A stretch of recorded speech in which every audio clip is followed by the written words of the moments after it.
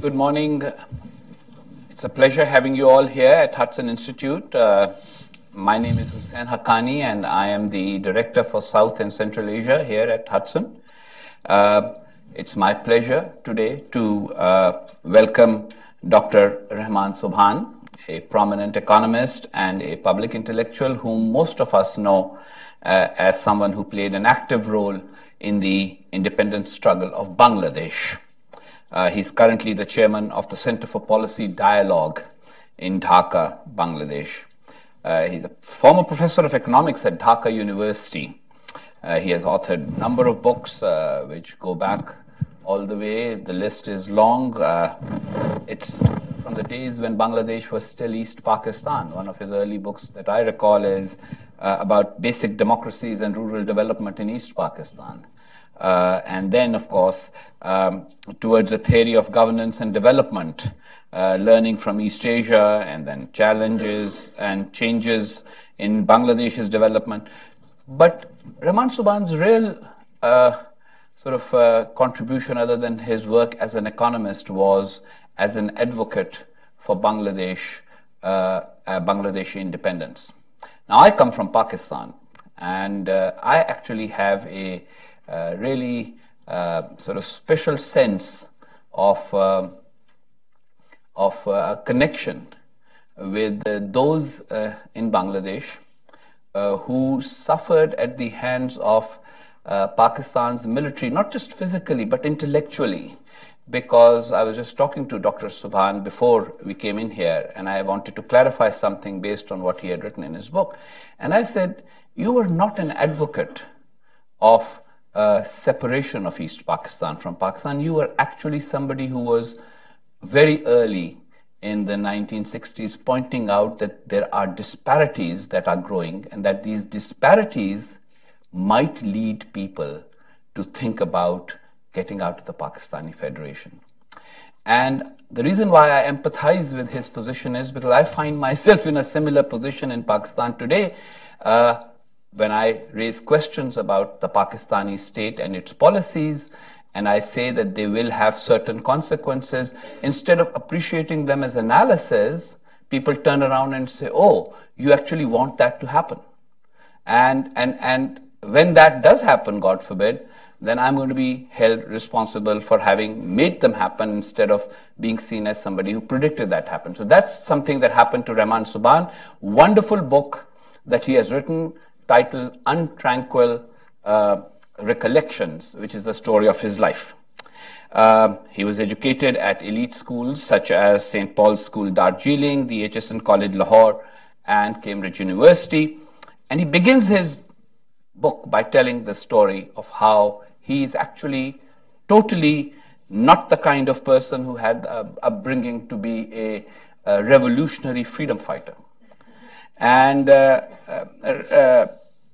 Dr. Sobhan, we should start from that. I will actually quote from your book that, you say these are the memoirs of a child born at an elite nursing home in Calcutta with a British doctor in attendance, to a mother from the Dhaka Nawab family, and a father who was a member of the Imperial Police Service of India.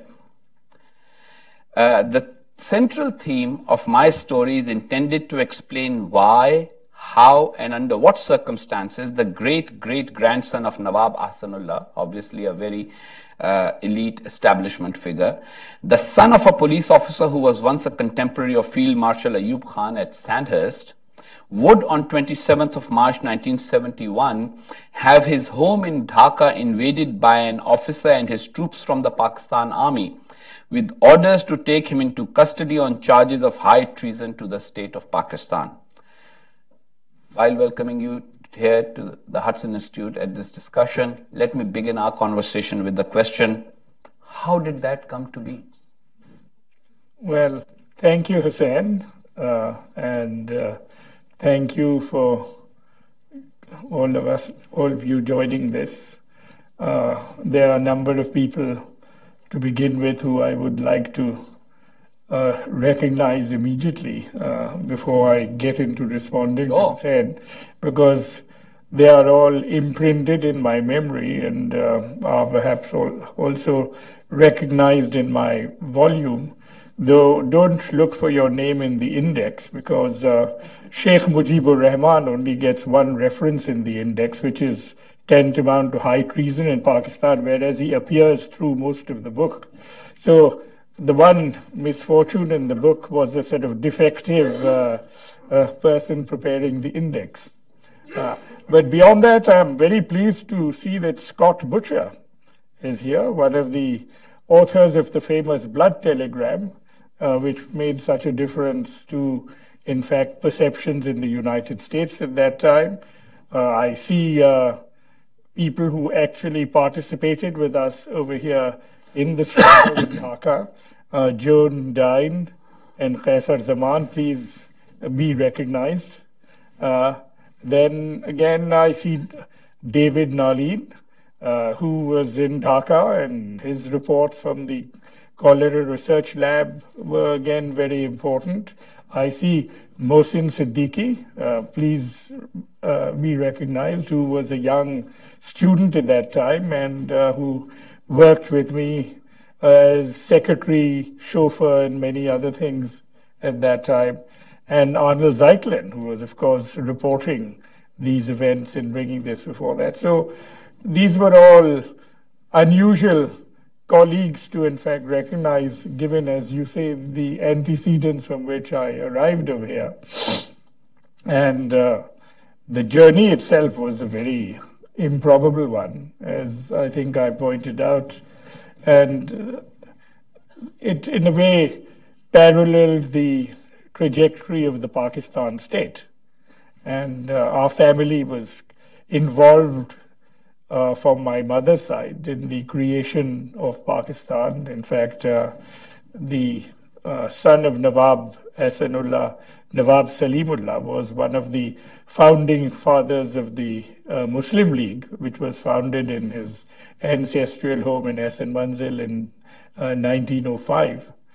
And that was the family tradition of being in Muslim League politics. But I moved in a very different direction. And I suppose why I never call this actual memoir or even a history of the liberation movement of Bangladesh is because it's more a personal narrative about how I came from such a background. And once you are politically conscious and engaged, in what was then East Pakistan, the conversations and the discussions were all mainly centered around the deprivation of democracy and from that the deprivation of economic resources, which then escalated through a process of conscious neglect, which was built into the dynamics of the Pakistan state, into a process where a struggle for democracy and regional autonomy transformed itself into a liberation struggle. And in fact, I'm not going to give you a narrative of the book, but that's really what the story is all about. Well, your story, of course, has great details about your childhood in Calcutta. Some people would say, and too detailed, but it's details about your childhood in Calcutta, schooling in Darjeeling, and then later in Lahore and Karachi, and finally at Cambridge University. In fact, your father was generous enough to let you have several months in England before you made up your mind of attending Cambridge. How did any of that, in fact, how does any of that actually prepare a man to become a freedom fighter several years on? Well, quite frankly, all the way up to Cambridge, I was being, you may say, sort of disprepared for getting into anything which would in fact resemble politics. In Darjeeling, in my school, people were largely educated to become boxwalas, or which was the term then for people who would join executive positions in British mercantile houses in Bengal. At Aitchison College, of course, this was the heart of feudalism. It was founded, as author Gauba said, to transform barbarian princelings into English gentlemen. And of course, the English gentleman part was a sort of more mixed outcome. But the end result was you had an elite who expected to rule Pakistan. And so there too, in fact, there was no preparation, but a first dawning of the fact that there were perhaps two nations housed in the body politic of Pakistan. And of course, Cambridge was the formative phase, which took me down that road, because once you start developing a political consciousness, which is forging your political identity, you are going to get to a point where you then recognize what are the central elements in the political process to which you are, in fact, aspiring to join. And we found that in Pakistan, which I had planned to make my home, you were faced with the central political problem of denial and deprivation of the majority segment of the population. And that was really what shaped my initial thinking in Cambridge and my subsequent career. I would make one recognition on this, that actually the first person who consciously educated me in Cambridge, of all places, on the importance of national identity and a distinct need for autonomy was Mian Iftikharuddin. He was known as the Red Landlord and the founder of Pakistan Times, and a major, one of those rare leftists in West Pakistan politics whose son was a great friend of mine. And he, when he was chatting with me and sounding me out, pointed out this particular feature of Pakistan and said, this is what people like you should go and fight for. Very interesting. I mean, Mian Iftikharuddin, of course, had left-wing political sympathies all through his life, even though he came from a feudal family of Punjab. And he always actually had a perspective very different from that of the Punjab elite throughout Pakistani politics. But would you say that your political consciousness that emerged in Cambridge was like the nationalist consciousness of others with a very left-wing point of view, instead of sort of looking at the world from the lens of a Western-educated elite? Now you started looking at it as as somebody who actually understood who you were in a nationalist sense. Well, Cambridge, of course, in those days housed many views, and I should imagine that left-wing consciousness in Cambridge was still something of a minority faction. But the left, I always believe, until more contemporary times, has been a lot more articulate than the right in the period of my formative phase in years after that. And in that particular time, I interacted with the Labour Club, I interacted with the Socialist Club, I had a group of friends who were on the left. I think the principal, one of those was Amartya Sen, who was came straight from the hive of left-wing activism, Presidency College in Calcutta. And this was a formative phase where you were partly embracing the nationalist struggle, which was still incomplete in Africa, in Southeast Asia. We strongly believed in the Algerian liberation struggle. The victory in Dien Bien Phu was celebrated by a dinner amongst all of us. And in those days, our view basically was that national consciousness needed to be then underwritten by a sort of left perspective on the world. And that certainly was shaped or began to be shaped in Cambridge. But then you return from Cambridge to Pakistan, or more precisely East Pakistan.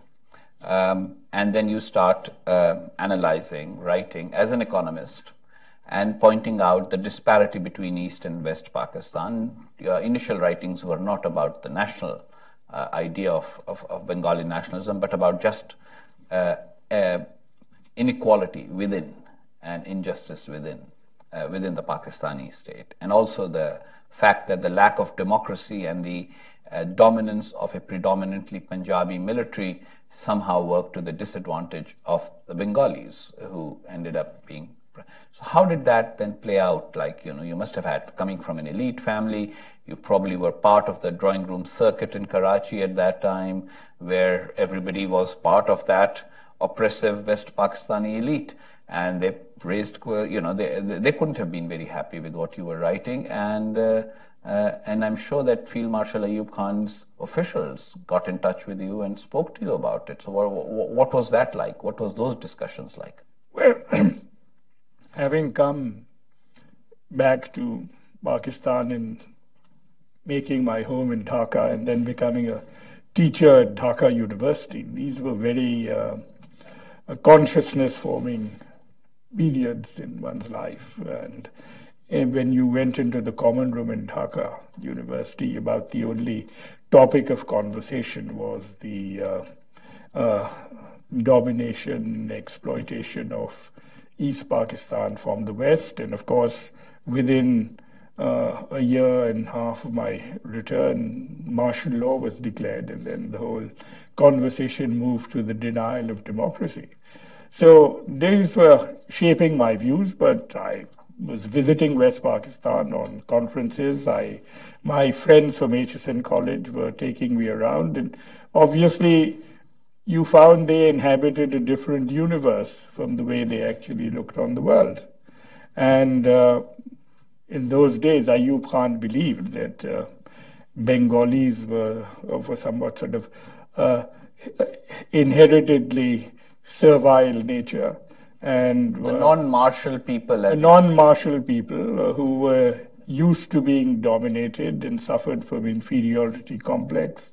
And so what the intellectuals really needed was to be educated on the importance of the Pakistan vision and the need for participating and integrating the Pakistan state. So I point out in my book that I was invited to such a conference on, which was termed on how to build Pakistan into a well-knit nation. It was organized by the ideological think tank of the Ayub regime, the Bureau of National Reconstruction. And this was way back in, I think, October of 1961. I was then all of 26 years old. And the idea was that once I was exposed to sound thinking from the West Pakistani intellectuals, all would be reconciled in my mind.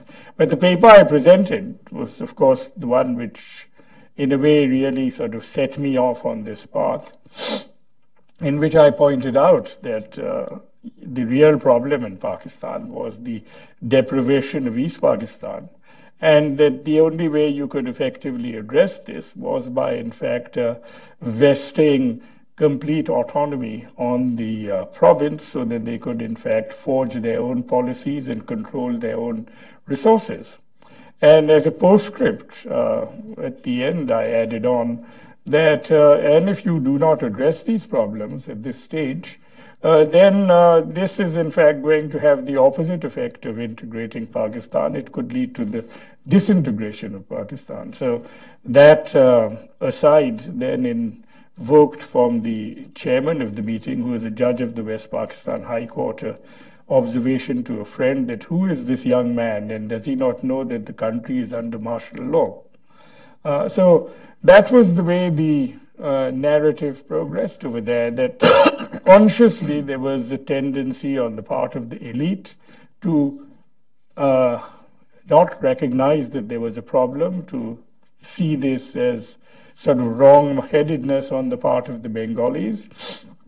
And right down to the final meetings of the fourth five-year plan panel of economists, I recognize one of the architects and partners in that venture over here, Professor Nurul Islam, in addressing the issues of deprivation. They were still not fully recognizing, even at that late stage of 1970, as to the nature of the crisis and the way in which, in fact, it was taking the country. So somehow there was a sort of institutionalized myopia, or something built into the DNA of the ruling elite of Pakistan, which blinded them to the facts on the ground. I mean, after all, the intelligence agencies of Pakistan were still informing Yahya Khan right up to election day that Sheikh Mujib would not be able to get a significant majority in the elections. Now, they were probably the only people, at least in Pakistan, who thought that was a possibility. In Bangladesh, everyone knew it was going to be a landslide, but there it was. Well, I can assure you that several years later, nothing has changed on that particular score, as far as the myopia and the inability to predict events of Pakistan's intelligence services is concerned. But 1970, when the Awami League was going into elections, and it was very clear that the Awami League represented East Pakistan in that election, really, to the Bengalis. It represented East Bengalis. And then there were these conservative religious right parties and the Muslim League, or whatever had been left of it, that was representing the sort of old centrist Pakistani state.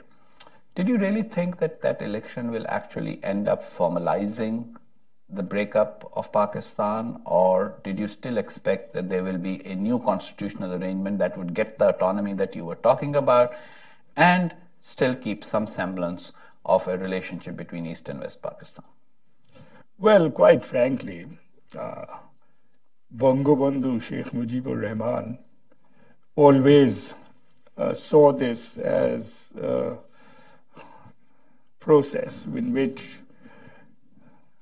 if in fact he generated enough of a popular mobilization through the election process, and he could in fact bring to the attention of the rulers, which was the army, that the entire people of Bangladesh are behind this demand, they would have the minimum wisdom, even at this late stage, to recognize that this is really the end of the road.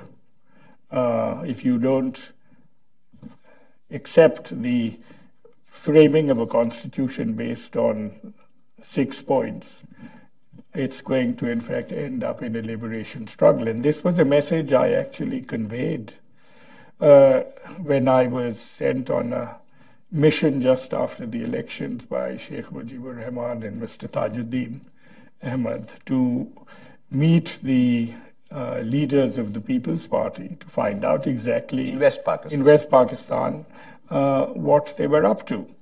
And I remember my meeting, I have discussed this in the book, with Rafi Raza, who was one of the founders of the People's Party with Mr. Bhutto, and was actually their chief legal advisor who'd been entrusted to formulate the constitution. When I met him, I found that no progress had been made in formulating a draft from the People's Party, so they were not really interested in a negotiation process. And so I told Rafi that, look here, you people have to recognize, and please convey this and take me to meet Mr. Bhutto, that the 6-point demand is now, after the elections where they had won, everyone but 2 seats and had a majority in the assembly, was now a minimalist demand. If this is not recognized, then the next phase is a liberation struggle. So Rafi Raza and I think also Kamal Asfar went to Mr. Bhutto and said, I think you should meet Rehman Sobhan. This is the message he is conveying. And Mr. Bhutto airily dismissed this and said, Rehman Sobhan is a well-known extremist and hothead, and his views should not be taken seriously. This can, in fact, lead to a possible accommodation. He was remembering a rather heated conversation Kamal Hussain and I had with him. Kamal Hussain, who became the law minister. The law minister, and who was Sheikh Mujibur Rahman's constitutional advisor. We had met him when he came to Dhaka in 1970 and had a fierce argument with him in the Intercontinental Hotel, more or less on these lines. So he put me in that category, and eventually, of course, his advice to Yahya on the eve of the Liberation War was, well, these Bengalis this is Awami League is a middle class party. You just kill a few people and you arrest the leaders and all will be well. Bhashani is the real sort of liberation warrior, and he's not in a position of influence. So this is the way in which if you take the state, you will then settle this problem and the Bengalis will come to heel.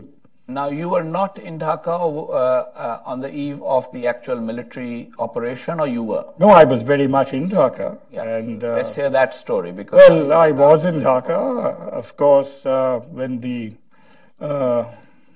first shots were fired, the army had gone to arrest Sheikh Mujib, which was done in the middle of the night. They then launched attacks on the East Pakistan Rifles because they thought that the Bengalis there would, in fact, be a main source of resistance, and the police lines. That was really, and then Dhaka University. There was no way they were not going to come after you, the hot. No, actually, quite frankly, and I suppose you would put this as a form of extreme naivety, I still thought I was an academic economist. And that, well, all right, what would they do? I mean, they will perhaps throw me out of the Dhaka University, and we were foolish enough to sit there. So Nur Islam, my partner in high treason, and myself and others, we were all sitting in our homes. I think when the curfew was lifted on the 27th of March, a friend of mine came to me, Moidul Hassan, and said, you must be a complete lunatic to be at home because they are going around picking up people and killing them. So what the hell do you think you are doing there?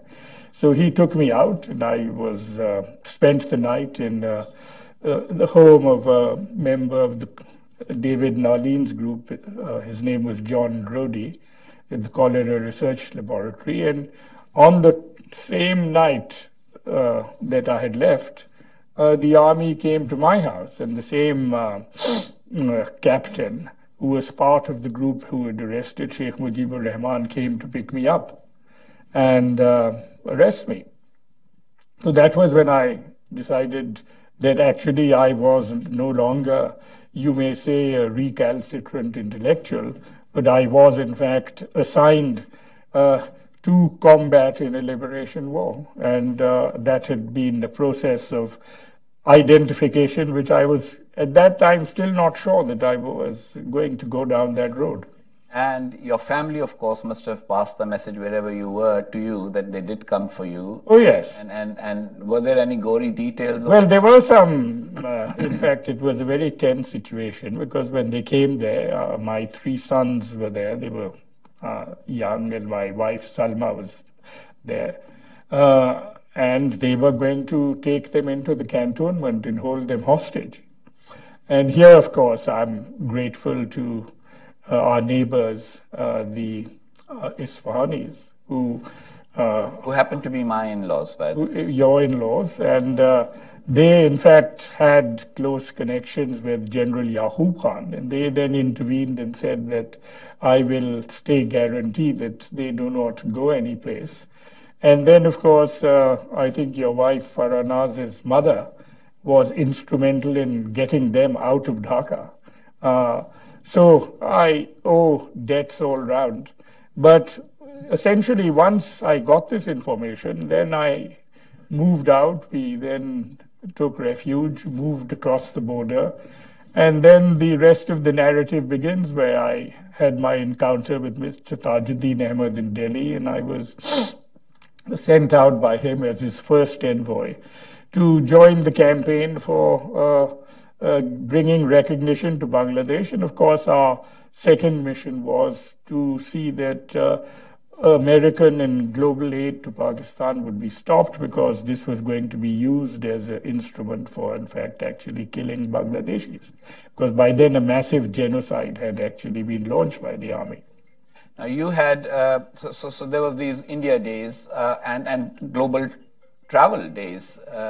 Your brother Farooq Sobhan, who is here, was serving in Paris at that time in the Pakistan embassy. And this must have been, there must have been a feeling of, so the Nawab of Dhaka's sort of, the grandson and an establishment figure who has seen himself only as an academic until the day before the Pakistani military actually comes to arrest him, is now kind of transformed into Agent 007, traveling between Delhi and the various capitals. And then this person with left-wing origins now has to deal with all these capitalist regimes that he does not, or imperialist regimes, pro-imperialist regimes, trying to get support. And you did succeed, because Bangladesh became a cause for the whole world. The entire Western world stood up.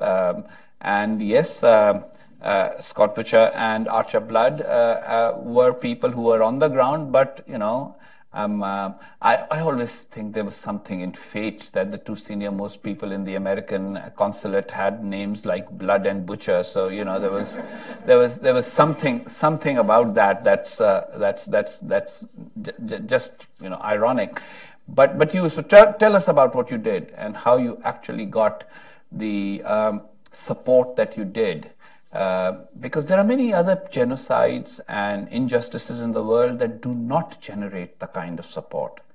And I was a child in West Pakistan at that time, so I had no clue. And it was just that I was staying in Lahore at the home of a relative over summer break in 1971, and somebody had brought to them a bound volume of a British newspaper of several months in 1971.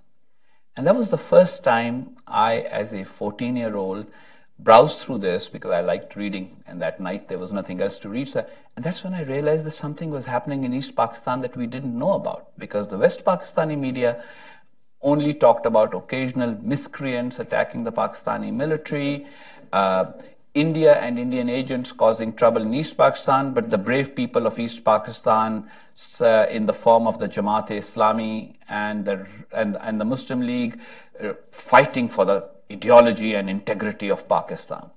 And that's all we were aware of. There was no, Time magazine and Newsweek, which used to be two magazines that people could actually access foreign information, they were banned during that period. We couldn't listen to foreign broadcasts. The BBC was available only on shortwave, and not everyone had a shortwave radio. And so it was not easy for us to know what was going on. In fact, the day the Pakistani military surrendered on 16th of December 1971, the main headline of our most important newspaper, Dawn, was "Victory on all fronts." So tell us how you basically went and generated that international support that enabled the Bangladesh cause to be far more successful than many other such liberation movements in recent years. Well, I remember the joke then was amongst us that all the problems in 71 were being caused for Pakistan by two ladies. One was Mrs. Gandhi, and the other was miscreants. Miscreant being the favorite word of the Pakistani military to describe so everyone, no doubt, in Pakistan was wondering who the hell is this Miss. Mrs. Gandhi and miscreants, okay. But anyway, this was a part of the problem, because in Pakistan itself, you had this fantasy world which was being created, and I suppose up to a point, the media has continued to play the role periodically of creating an alternate reality wherever things are going wrong with the state.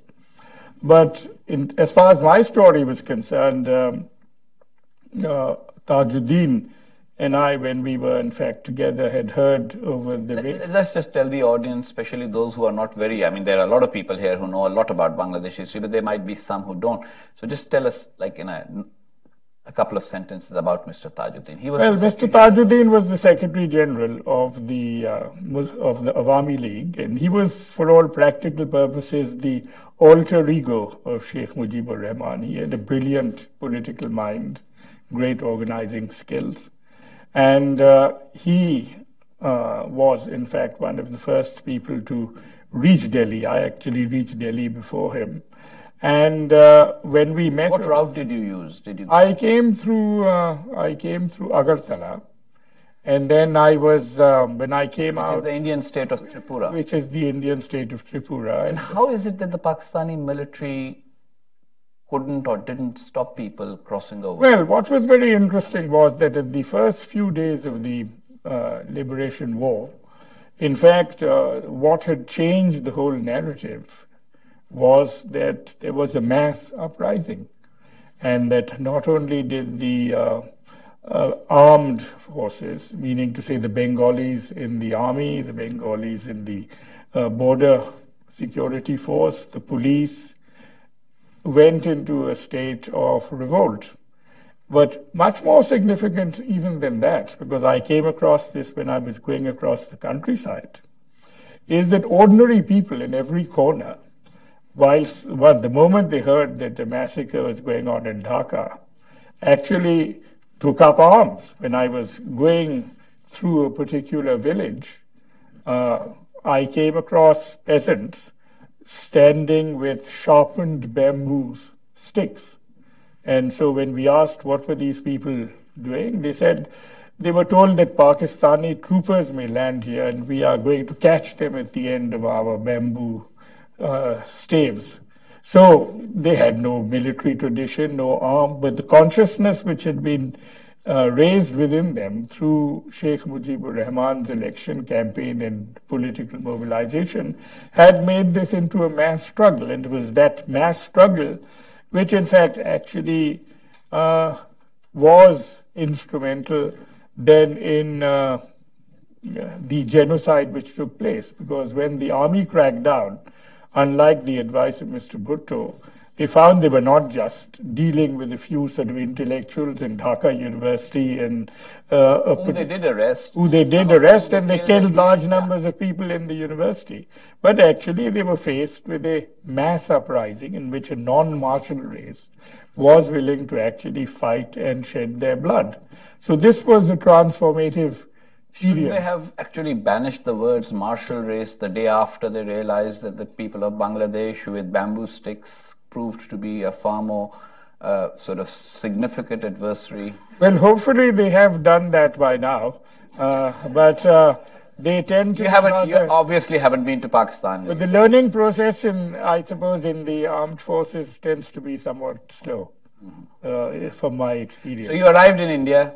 I arrived there, then, of course, as I said, various events were narrated as to how I got there. And the mission which Tajuddin had given me was, because he'd heard over the radio that Mr. M.M. Ahmad, the economic czar of the Pakistan government, had been sent by Yahya, or was being sent by Yahya, to go to the United States to seek assistance. And I remember Tajuddin being incandescent with rage, saying that, my goodness, he's actually going to get money to massacre us. So you better go and initiate a campaign to do something about this. Now, here was I, in those days, I was associate professor of economics in Dhaka University. I was being entrusted with initiating a global campaign. And when you reflect on it, it seems almost a risible proposition that I could be entrusted with such a mission. But the moment I got out of the country, I went to Farooq, who was then third secretary. Paris was your first destination? Yeah, I went to Paris, but there it was more transit point.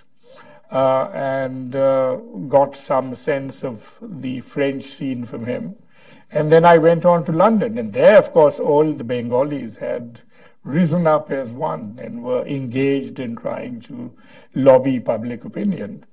And so I began my attempt to reach out at that point to the British government and to see whether we could educate them. But what was very interesting at that phase, and this is why the world is so different today, the British government was then under Tory regime.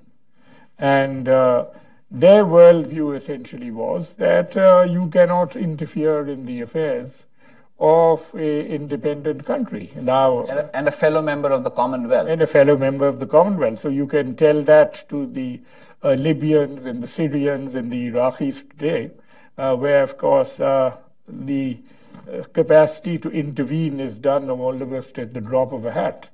But the world in those days was quite different. And of course, our misfortune was that we had Tory regime in power in the US, and Mr. Nixon was the president of the United States. So essentially, we found initially sort of somewhat uncomfortable hearing in both places. So we reached out to the opposition party. I met with the foreign policy leader of the Labour Party, Dennis Healey, who later, I think, became minister, the head of the Labour Party.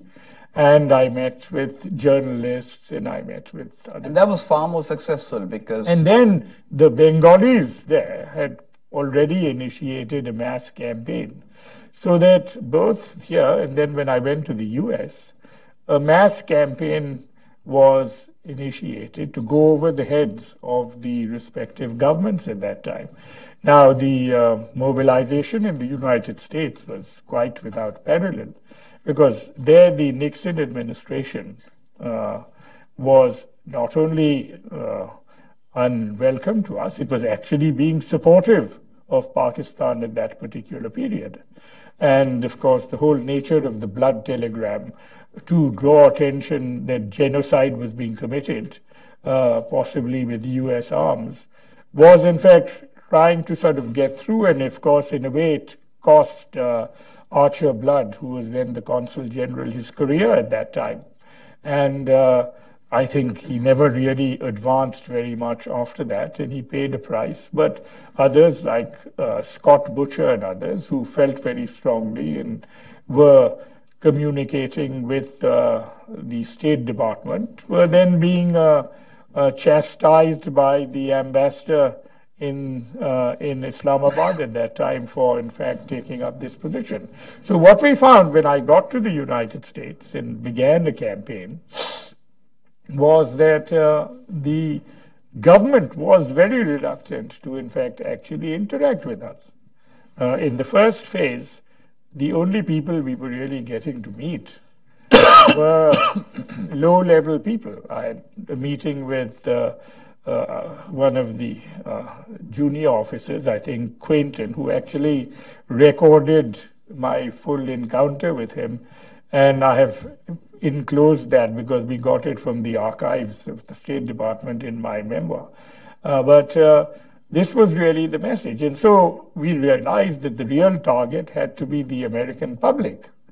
And here, of course, again, it was the Congress which became our target. One of the alumni of that campaign, Joan Dine, she is here. Her husband was Tom Dine. He was the principal aide of Frank Church.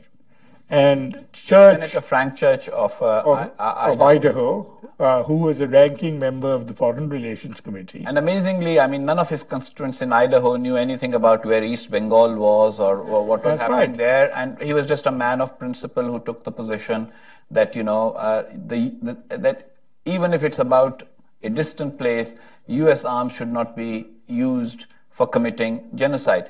And it's an interesting aside that in my book, Magnificent Delusions, I use the archival material for a very important point. Why was Nixon doing what he was doing? And his argument was that Yahya Khan, the Pakistani military dictator at the time, was his friend. And he had helped him send Henry Kissinger to China. So this was his payback. And the people didn't matter. And Nixon very cynically at one point says, I know Yahya is committing suicide, but because he's my friend, I won't say anything to him, which makes me wonder about Richard Nixon, because what kind of friend would not stop a friend from committing suicide? So you really, so you overcame a lot of odds here. Well, the real odds were that the US government itself had taken this position in the face of a very conspicuous genocide, which had been communicated to them by their own staff members. And so, having targeted the Congress and the public as our constituency rather than the US government, we then launched mobilization. And of course, some of the alumni of that mobilization were there. Joan Dine was, who is here, was part of the Bangladesh Information Center. Qaisar Zaman, who is here, was with her in that. I didn't realize we had so many Bangladeshi freedom fighters and supporters yes, in indeed, the audience today, but they were full-time workers for this campaign. And of course, the culmination of that campaign, where not just all Bangladeshis in the US were mobilized. Professor Yunus was then a PhD student. He came and participated in the campaign. Every Bangladeshi came to Washington to join that campaign at one phase or the other. And the objective at that point essentially was that you must go to your congressman and ask them to vote for a bill which had been tabled by Frank Church and by Republican Senator William Saxby.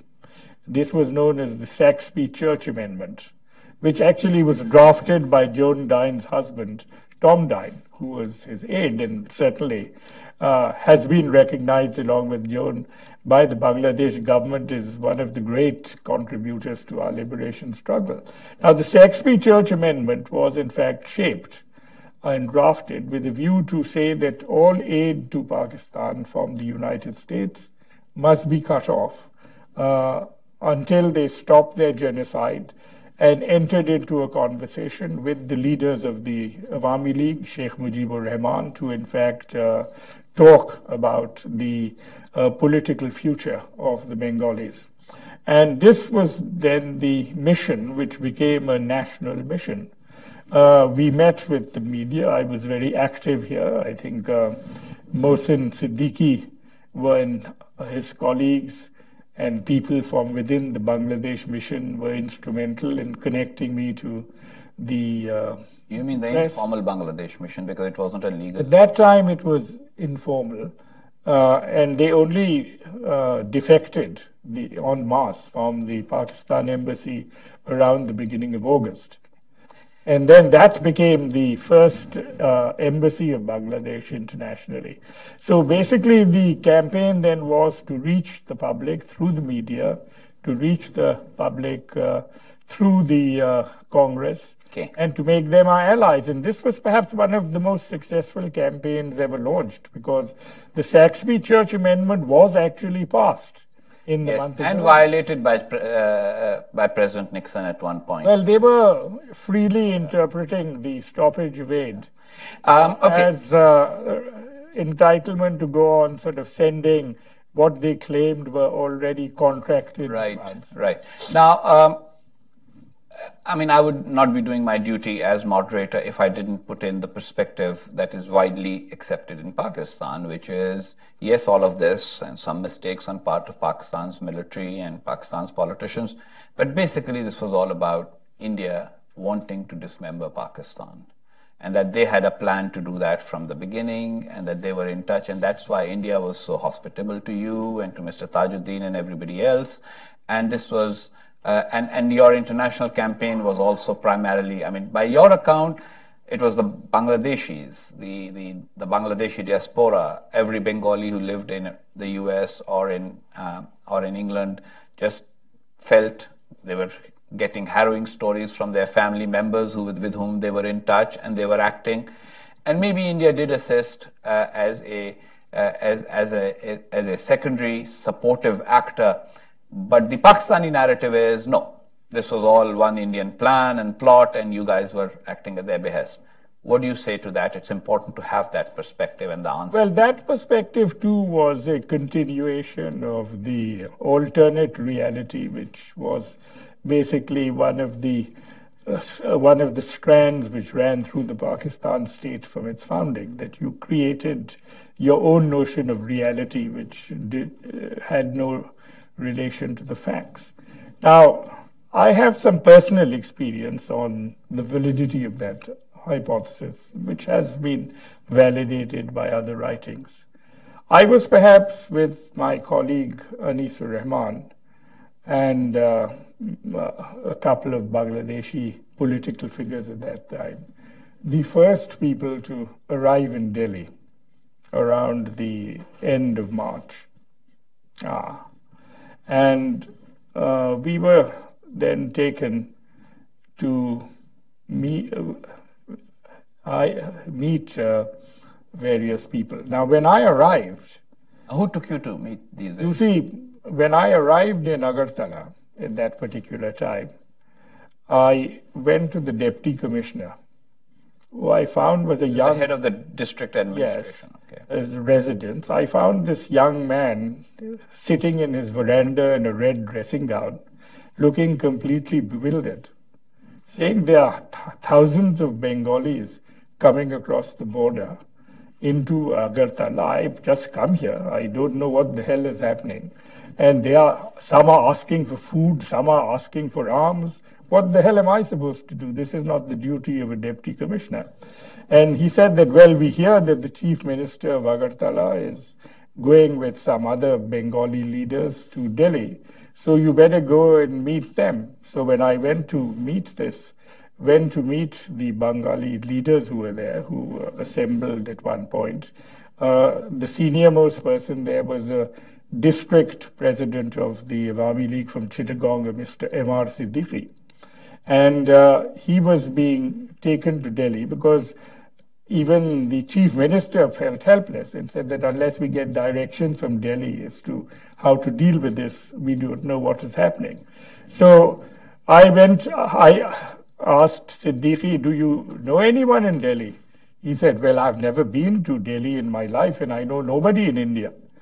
So then I said, well, let me write you a letter of introduction to two economists who are in important positions in Delhi, Dr. Ashok Mitra and Dr. P.N. Dhar.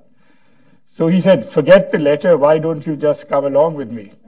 And so here was I, sort of wearing borrowed pajamas and kurtas, getting my first shave in 3 days, setting out with the chief minister of Agartala and landing in Delhi. And of course, the first thing I did... Took a flight. Yeah, we flew with him on a commercial flight.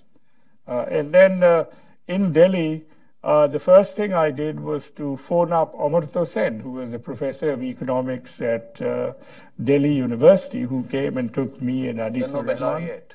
No, the Nobel laureate. I think no one needs to be told his name. And he took us to his home. And then the next morning, he phoned up Dr. Ashok Mitra, who was then economic advisor to the government of India. And that was basically my entree to the government of India through Amartya Sen and to Ashok Mitra. Now, Ashok Mitra then introduced me to P.N. Dhar, who we had met professionally, but he was then economic advisor to Indira Gandhi in her secretariat, and he took me again to meet P.N. Haksar, who was then the principal secretary to Indira Gandhi, and reportedly the second most powerful person in the regime. And basically, when I began my conversation with him, what really amazed me was how little he actually knew about the details of the events which were actually going on in Dhaka. And so the very first briefing on actually what had happened in the preceding weeks and the final launch of the genocide given to the government of India was given by me and Anisur Rehman to the principal secretary. Now, it struck me that we were told that the Indians were engaged in a great conspiracy to break up Pakistan. So how the hell did they not really know what the hell was going on over here? And further evidence of this essentially was that a day after us, Tajuddin Ahmed, who had a legitimate credential to speak for Bangladesh, as the second most important person in the Awami League, when he arrived in Delhi, he was then set up to go and meet Mrs. Gandhi. But he didn't know who the hell is this Tajuddin Ahmed. Everyone knew Sheikh Mujibur Rahman, but no one had heard of Tajuddin Ahmed. So I had to give Haksar a sort of detailed political biography. That's very interesting, because in the Pakistani narrative, Tajuddin Ahmed is this old, hardened Indian agent or something. No. He was referred to in the Pakistani press as Major Shomir Das, actually a Hindu in disguise who was masquerading as Tajuddin Ahmed. there to sort of subvert the Pakistan state. But anyway, what amazed me then was how little they knew Total about fabrication, you mean? Yeah, and then actually the best part of the joke was that Tajuddin had arrived and he was kept in another place. And I didn't know this, and the next morning I was then asked to come along and go and meet someone. And I went and came across Tajuddin Ahmad and barrister Amirul Islam, who was accompanying him. And what I realized was that the reason why I was being taken there was that I was being taken to identify that this person who claims to be Tajuddin Ahmad is actually Tajuddin Ahmad. Because I had recognition, thanks to Amartya Sen and Ashok Mitra, and I was the only person who had a known identity as far as the Indian state was concerned. But beyond the epic giant figure of Sheikh Mujibur Rahman, everyone else of any consequence in the political landscape of Bangladesh was unknown to the Indians. So an initial part in the period that we were in Delhi, before I took off on my foreign travels, was to tell people what the hell was going on in Bangladesh, to speak to intellectuals, to speak to media, and to tell them, A, what was happening, B, they couldn't even believe that the Bengalis wanted a separate state. They thought that the Pakistanis were committing a few excesses and maybe things would be put right. The notion that we were in a life and death liberation struggle had to be inculcated into their consciousness, both by the passage of events on the ground and campaign over there. So the whole narrative of the grand Indian conspiracy was really, as far as I was concerned, a figment of the imagination. But they believed that. When Sheikh Mujibur Rahman was charge-sheeted for treason, one of the items in his charge sheet was that Nurul Islam and myself were in fact using the services of his brother-in-law, who was a director of telecommunications in East Pakistan, to set up telecommunication links telecommunications with India. And so, as if that was fortunately, both of us got out, but his brother-in-law was in fact actually arrested, and he was in fact interrogated, and another brother-in-law was taken to Lahore and was interrogated under torture because they were visiting our house when we were engaged in running an alternate government, and they were just coming as casual visitors. Wow. Well, we've had a good discussion on the liberation struggle in which you played a role, and there's a lot more about all of that in the book, which is available for sale right behind here when you go out, so you can all buy it. And I'm sure that Dr. Rehman Sobhan will be pleased to sign the book for you if you want it signed. My last question before I turn it to the audience. Do you think Bangladesh has lived up to its potential? A country born with such hard struggle, blood and sweat of its own people, great international sympathy and support, people who still, by the way, every person who supported the cause of Bangladesh anywhere in the world that I have ever met, I've been to many places, Australia, Europe, here, they always show up when Bangladesh is mentioned. It's something that has lived with them. People who participated in the Bangladesh concert, the famous concert that was held to raise money for people of Bangladesh, they still have this affinity with Bangladesh. So such great international support, such great mobilization of its own people. Where do you think Bangladesh stands today? What are the positive accomplishments of Bangladesh as a state? What are areas where you think the country needs to focus more and make changes? Well, of course, putting on my hat as an economist, or at least a defunct economist, I would essentially say that looking at the post-colonial world, few countries live up to their promise and expectations. Of course, now the world has changed and Asia has become the new growth center of the economic universe, with China and India at its center. But the narrative has always been a very mixed progression.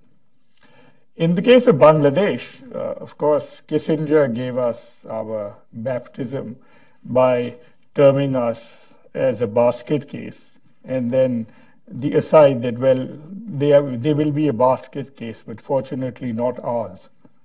But I think the narrative has been that actually we did not end up as a basket case, because actually today, aid dependence in Bangladesh, which at the time of liberation would be in the range of about 12% of GDP, is now down to about 1%. We were producing 10 million tons of food grains in 1971. We are producing 40 million tons of food grain. And for 40 million tons, and for all practical purposes, though not in the workings of a market system, self-sufficient in food, but that doesn't mean that everyone is adequately fed, because this is a problem of distribution and economic policy. And human development indicators are in many ways better than India's today. We are, I suppose, doing moderately well in terms of economic growth. We are the second largest garment exporters in the world. We have created now a fairly dynamic entrepreneurial class who, of course, unfortunately do not always repay their debt, so they create a banking crisis, but they have been very efficient entrepreneurs. And there is a huge promise that was in many ways not entirely expected given our inheritance, because we were really a backwater of South Asia, and we had many years of neglect to overcome. So at the economic level, I think, as with every case, there is a great scope for doing much better. Our distributive choices are in need of great improvement. We have become a more unequal society, as have been the case of most developing countries, including China. But I suppose looking at some of the objective indicators, we have done reasonably well. Politically, we've had a mixed trajectory, and the democratic narrative has been an interrupted narrative with phases of undemocracy and phases where democracy has generally led a fairly perilous fate. But the bottom line essentially is that you have created new social forces in the country, and one of the great forces in the country are our women, who in fact have come out of the home, come out of their villages. They have constituted much larger number of women in the workforce in a proportionate terms in Pakistan, certainly. Pakistan. And I think both through the microcredit revolution, where you have, I suppose, close to about 40 million households getting access to microcredit. You have large numbers of women who are the majority of the workforce in the garment sector. But the social implications of this have been much more significant, that they have really demonstrated that they are part of the working economy and that they are not going to be sent back home through any ideological messages which may come from more sort of fundamentalist constituencies. So these are the objective realities, that there is virtually no household in Bangladesh now where a woman may not be contributing to the earnings of that household in virtually every village. And so even the menfolk, however patriarchal they might be, recognize now that their wife is no longer a helpless dependent, but is their partner. And this is, I think, an important factor, but we are a long way to go. We are still, socially, we have many problems. Women, even in the workplace, don't have a very comfortable time. And we have forces at work which would certainly like to reverse this process. Well, I'm sure there'll be a lot of questions from the audience along these lines, especially on contemporary matters, the killing of bloggers, the sort of occasional terrorist emergence of terrorists acting in the name of religion, the executions of people involved in allegedly involved in the genocide in 1971, etc. So I'll not ask those questions. Thank you for a wonderful discussion. We are open for questions. First question, the young man in the white shirt right there. Thank you. Introduce yourself quickly and ask the question in the microphone. Thank you so much, Dr. Sobhan. Thank you so much, Ambassador Haqqani, for the excellent discussion. My name is Rafayat Haq, and I'm affiliated with the media industry in Bangladesh. Before posing my question, Dr. Sobhan, I'd like to say something to you. With all due respect, I think the entrepreneurial class are not being able to pay back their loans in Bangladesh is because the government has not enabled a conducive business environment. And now I'll pose my question. So, Dr. Sobhan, in your opinion, what do you think is the reason for why the Awami League government is reluctant to admit that there are elements of ISIS and Al-Qaeda operating within Bangladesh? Thank you.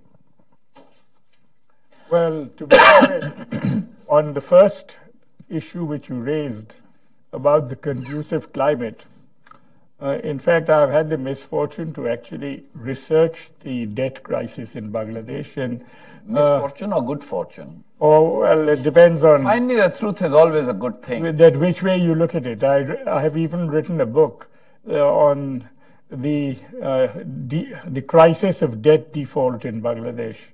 And I can assure you that whilst the opportunities could certainly be improved, I think the issue of debt default has in fact become part of the business model of many businessmen who find that actually it is sensible business practice to default on your loan and then in fact eventually get it rescheduled because it changes the whole cost of capital if you in fact go down that road. And this is a crisis which has persisted for 30 years over 3 or 4 successive regimes. But I won't hold up the discussion because of that. On the second one, well, of course, this is the reality. You have got a fundamentalist element there. It is a minority constituency. Any elections which they contest, they will be comprehensively defeated. But you now live in a world in which the instrument of violence by minority constituencies has, of course, become part of the sort of new politics which we have to deal with.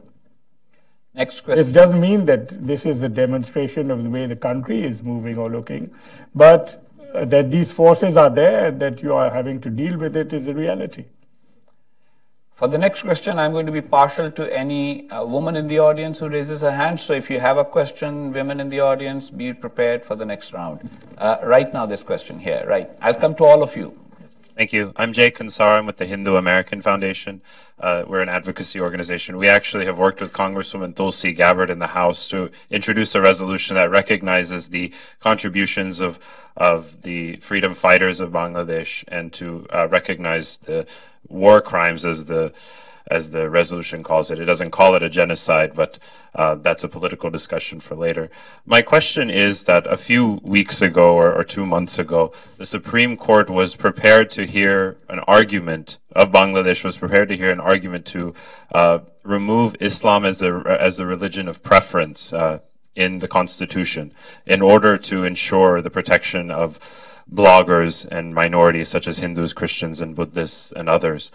And they did not, and there's a rumor that the government actually in itself did not want that trial to go on because if they did rule that to remove Islam, there would be riots.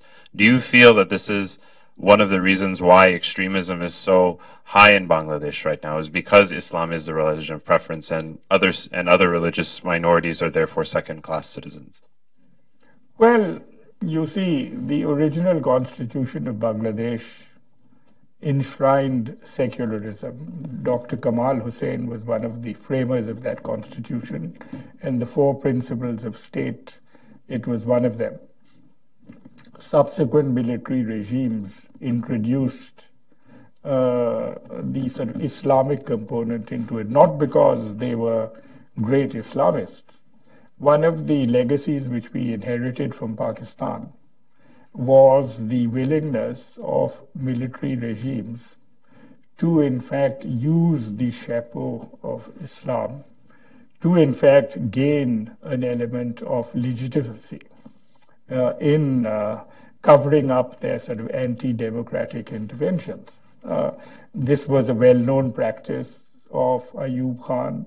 I've written a whole book on it. You've written a book about it, so I don't have to tell you this. And so Mr. Yahya Khan would have no problem in massacring large numbers of fellow Muslims and then getting intoxicated in the same evening. So that particular problem has, of course, persisted.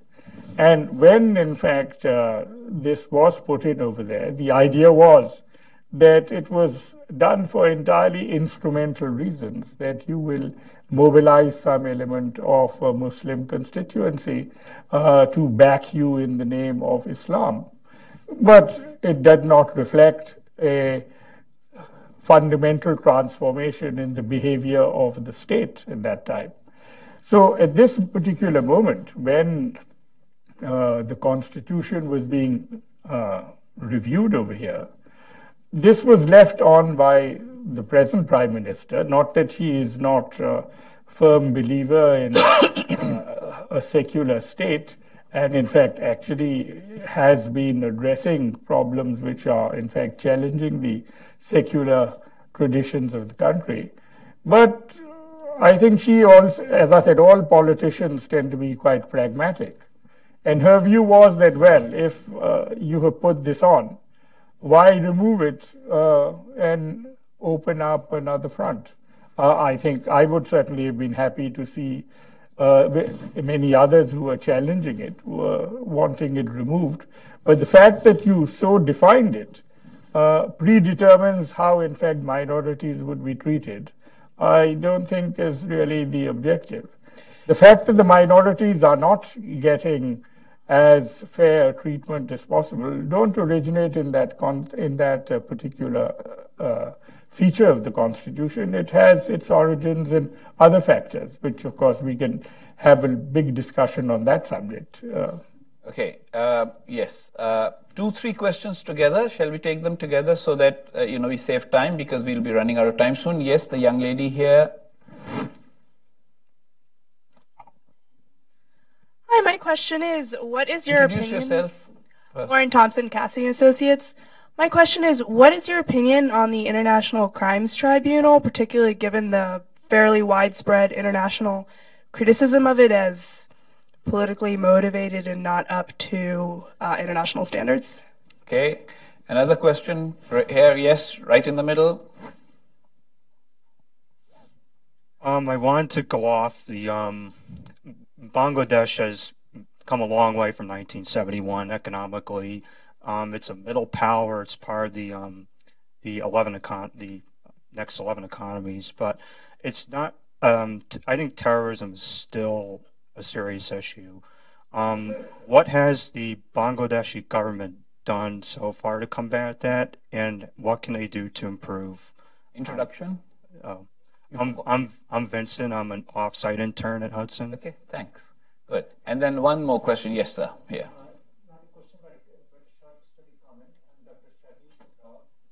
Do you mind taking the microphone, Doctor?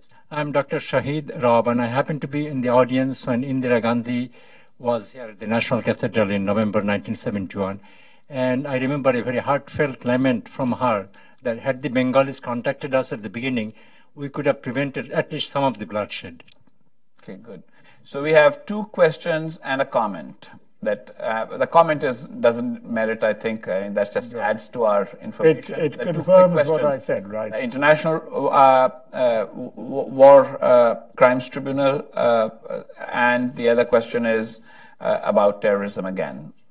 Well, you see, there are 2 parts of that story. One is that the people who were being tried. There was really no debate or controversy over the fact that the relevant people and parties were in fact associated with the army and were in fact speaking up for it and were in fact supporting it, and that elements from that constituency in fact actually picked up university teachers and in fact actually massacred them, took soldiers from the army to villages, and in fact singled out people and had them killed. So those were the objective facts of that time, and I don't think there is any great debate about those issues. Now, as far as the due process is concerned, there were lengthy legal proceedings which went on. How far these legal proceedings conform to international standards or other standards that you may apply over here, or how far those standards are relevant. These are all issues which should be asked to constitutional lawyers.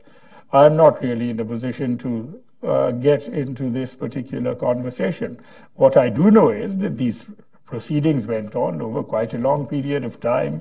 Huge amounts of evidence were collected, whether the evidence and the proceedings conformed to your notions of international legality. As I said, I would be happy if I was better informed of the law and what is due process to in fact comment on that. But what I think I would certainly like to reaffirm, as again, because I was both witness to and I had many of my colleagues actually murdered in Dhaka University by some of these very people who were, in that sense, at least they're people from their party who were in fact then on trial, is that this was one of the objective facts of that time, that there was a genocide. It was abetted by people who were in fact actually brought to trial.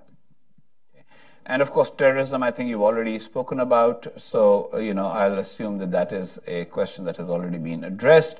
A couple of more quick questions. Yes, of course. Actually, is this on?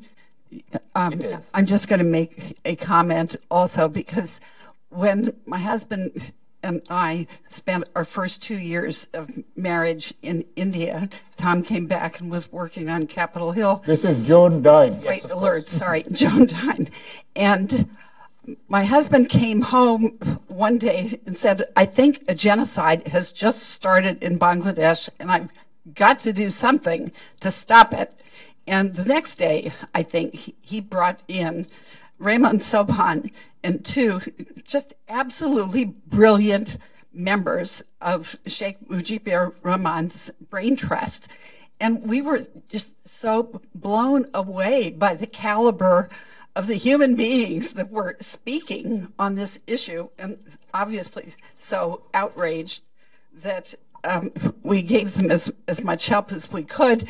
And the techniques of trying to reach people in power and force them to do the right thing, all by reaching out to the press and reaching to friends of congressmen and editors in the press. Those techniques, I think, were on behalf of the Bangladesh outrage, were put to use later by my husband in the pro-Israel lobby efforts that he then went on to in his career. So my question is that how do you do it? Because I truly think this memoir is brilliant. It's a beautiful read. It's fascinating, as my husband said, on the politics between the two parts of Pakistan. And it's absolutely accurate here as well. So thank you. Thank you.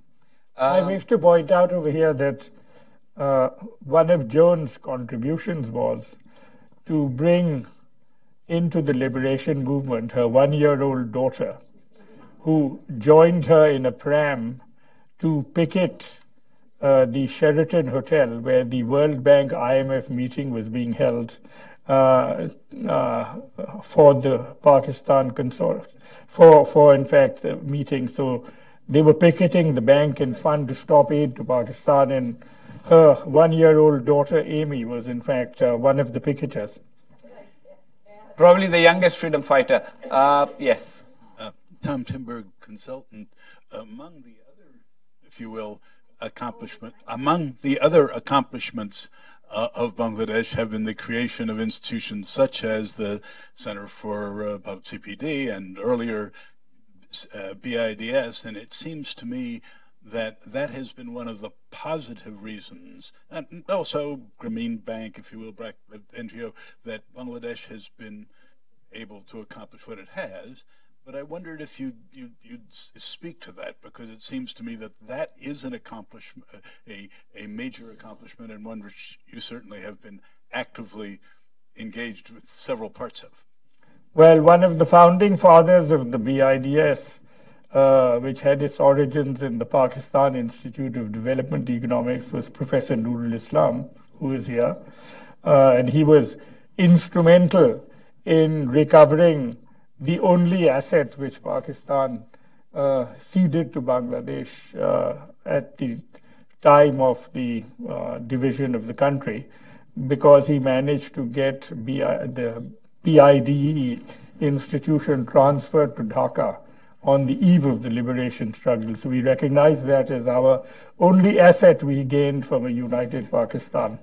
They have not given us the share of any other assets. I would argue part of your army, because all those people who ended up, the coup makers were all people who were trained in Kakul. They were also, of course, very active in the liberation war. Yeah, they were. So they were also, I suppose you trained them well in some directions. I have nothing to do with their training, I assure you. Okay.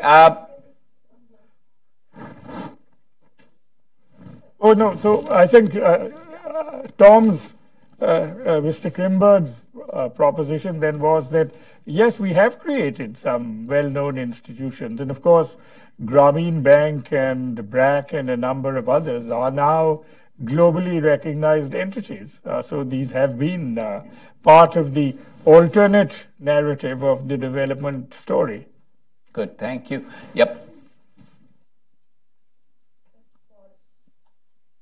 John, can you hear me? Yeah. Thank you very much, Ambassador Haqqani and Professor Sobhan. I am a daughter of the soil, and I've been part of the liberation war, and yet this hour has been a learning process for me, which is saying quite a lot. I just have one question about the new act which is proposed, the Liberation War Distortion Crimes Act. I mean, obviously, a book like yours is so important for the future generation. Do you think this act is going to affect the rewriting or the writing of the history of Bangladesh, and how will it affect people like you? Will your style be cramped? Do you think people will write books about the Bangladesh Liberation War if this act is at all passed? I would add to it is there need for such an act? Why not let people just, why should there be just one narrative and one account? Why can't people give alternative accounts? The event has happened. It's a historic event. There are records everywhere, and there are individuals who are still alive who've gone through it. Why try to legislate history? Well, this question is being also asked and debated within Bangladesh. So this is an ongoing debate. I have not seen the small print of the legislation, but no doubt I too would like to join the debate. After all, I would hate to think that my memoir would end up on the wrong side of the legal process as a consequence of this, because the notion that there can be some codified historical narrative is, of course, goes in the face of all history. And so history is an ongoing and dynamic process. I think we are certainly bothered by the fact that serious untruths are narrated about the liberation war, but they have to basically be matched by the presentation of the facts and alternate information backed by evidence. The notion that you can legislate and sort of legally enforce a particular version of history is in my experience, it's really not going to be a very successful venture. Last two questions, the gentleman there, the lady, in fact, three, the lady there and the young woman here. So all three of them. Let's have the questions and then we'll get them answered in one go. My first question is actually, Ambassador Haqqani can also comment on it. I always wondered, what was the idea behind Pakistan in terms of what this country is going to be like and how it's going to end up as? In other words, if you look at Indian National Congress's documents, they had an idea of a liberal democracy after the independence. I've never got a sense of what Pakistan was going to be. Maybe you can comment. You've been spared that debate now that you're a Bangladeshi, so therefore let us leave that for other historians. That's fine. But, the reason I ask that question is that there is a culture of intolerance in our society, of pluralities of ideas, of debate, of what we call Western liberal democracy. What is the source of it? Would you comment on that, please? Okay. Well, as a quick response to question one, you should read Mr. Haqqani's classical work, Between the Mosque and the Military, which is a very good and educational read. On the second question, I think the answer to that up to a point lies in the very confrontational nature of our democratic journey, that essentially you have created a highly confrontational political framework in which the major political narratives have become virtually tribalized. And this has led, as I said, to a culture of intolerance and a winner-take-all process, which has moved over successive regimes. And unless this is satisfactorily resolved, I think you are going to continue to have a fairly rocky democratic journey. Final two questions, right in the middle. Hi, I'm Monica Jahan Bose. I'm a Bangladeshi American feminist lawyer and artist. I was so curious. I mean, I know you personally, but I was so interested to understand the deep role that economists played in the liberation of Bangladesh and the advocacy for that process. I really didn't know the depth of it. And is this a South Asian issue, or is it just a fluke of history? I don't know. I haven't seen this in any other. We don't have that here in this country, for example. Economists playing that kind of a role. So I'm curious. Thank you, Monica. Well, Monica's father, Swadesh Bose, was one of my dear friends and colleagues, now no more, who was associated with us in the liberation struggle and was one of the economists who participated in the narrative. Of course, the definitive work on the role of economists and economics in the liberation war originates in the writings of Professor Nurul Islam. I've been a person who contributed to that narrative, so his books should certainly be read on that, and I'm sure you must have had an opportunity to read it.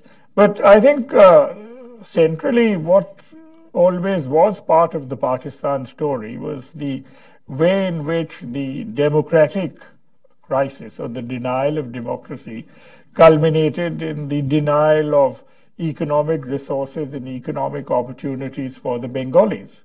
And that part of the story was really told by the economists. So we came to occupy a larger-than-life role through various parts of the historical journey. One of the interesting features of this was, in a way, the period under martial law gave economists and academic economists greater visibility. The reason for that essentially was that for at least the initial phase of martial law, before the soldiers shed their uniforms and became civilian political leaders, the politicians were simply embargoed from speaking. So the only people who were actually speaking out for several years were the Bengali economists who were taking the government to task on what we thought was an economic subject. So if they wanted to lock us up on grounds of committing political subversion against the military regime, it was a hard slog. And until you actually told them that the country may break up if you don't do something about it, it was difficult for them. So the politicians then embraced the economists. I remember when my article came out, the speech which I told you about in Lahore, it was published in in the Pakistan Observer, the Dhaka's daily, with headlines over 2 successive days, an academic paper. And suddenly, a young economist who not too many people had heard of got visibility which I had no right to get.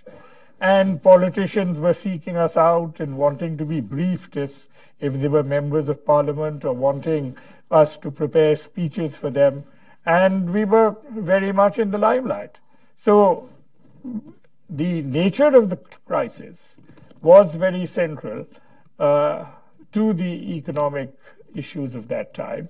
And the economists, perhaps more than the other disciplines, were actually more instrumental in projecting this. Of course, then Professor Raunak Jahan is the author built around her Harvard PhD thesis, produced this classical work, Failure of National Integration, which was a definitive political account of the breakup of Pakistan. And it was actually written by her when she was completing her PhD, and it came out, the PhD, in fact, was published on the eve of the Liberation War. But beyond Raunak's work, I think political scientists were not very visible, even though the subject was a political issue. But economists were the ones who were vocal, and I was, in fact, given the ultimate compliment by a Pakistani economist when we were having one of our heated debates that Rehman Sobhan doesn't even practice political economy. He is a politician economist. Well, what greater compliment could you get? Yeah. In South Asia, the discipline of political science as an academic discipline has had much less influence, even lesser influence on practical politics than it does in the United States these days. And the economists were people who were actually putting out facts that then the politicians who already had a visceral feeling of injustice could actually use to build up their case. And that kind of created a symbiotic relationship between Bangladeshi economists and Bangladeshi politicians, which played a significant role in the liberation struggle. Last question, since I already promised that I will let you ask the question. Hello, I'm Ifat Nawaz. I'm a writer and a proud niece of 2 freedom fighters who gave their life during the our liberation war. My question is, been researching a lot on 1952, the language movement recently, came upon movies and books, and I've been watching how the youth of Bangladesh had really glorified that pain and kept it alive and then pushed towards it every year since 1952 leading up to 71, fueling the fire. Last 6 years I was in Bangladesh, and we had journalist killings, we had Abhijit Roy dying, we had many other things happen in between. But the youth, we think of it in some ways, we do some Facebook post and then we forget about it a month later. What do you think is the missing link between the generation that our fathers lived and us? And is it easier when we have an us and them factor as opposed to an us and us? I just want to hear your advice, perhaps, for our generation. Thank you. Well, it's a good question. I think what we find over here is that the contemporary youth, as with contemporary youth anywhere, covers a really wide spectrum. And at least in our generation, while we like to think that there was a strong level of political consciousness amongst young people, and the students in particular played a very active role in the democratic and then the liberation struggle, to think that this was a sort of universal characterization of the youth of the then East Pakistan would be quite incorrect, because many segments of it really kept out of things, kept out of trouble, whilst there were economists who were active from Bangladesh. There were many who preferred not to be, and in fact were happy to, in fact, actually sing the songs of the regime in power at that time. And this essentially means that you have always a mixed story, and to define the conversation intergenerationally becomes more problematic. I would think that within the contemporary generation, what I find is that there has been a significant deterioration, certainly in the quality of student politics. And student politics has become much more parochialized and instrumentalized, in which many people's ideological moorings, particularly from the mainstream parties, has been much weaker. They have used these positions, the movement, for more instrumental and material reasons. And there is a much greater element of sort of violence and criminality which has entered into their form of activism. But having made that point, there are still many idealistic young people. They come out at particular historical moments, as they did at the Shahbag process, as they have done at other periods of time. But generally, I would say that the idea is that it is easier to get on in life and to, in fact, actually look for your own sort of personal advancement, which is, I presume, the case in most parts of the world, that you have a small idealistic group who want to perform public service, who want to do socially important things, but a fairly large number of people. And obviously, the more the country matures, the much larger constituency you have who are simply getting on with life and want to distance themselves from the unpleasant world of politics and activism. Large numbers of people, young people with no cause, which is where you started actually, and came to have a cause, which is very important, which is why you should commend the book to your young Bangladeshi friends. Thank you very much, Dr. Rehman Sobhan, for this wonderful morning, and thank you all for coming here.